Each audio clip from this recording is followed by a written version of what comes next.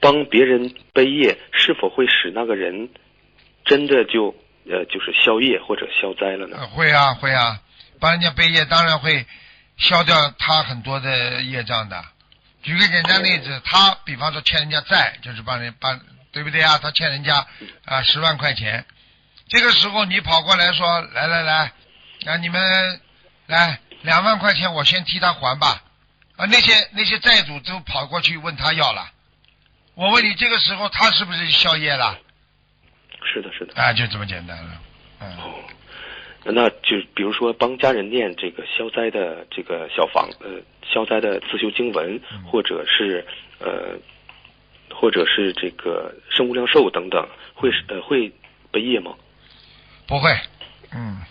这个不会。你只要说我是帮爸爸念，帮妈妈念，希望他们怎么，我给爸爸妈妈念多少章就没事。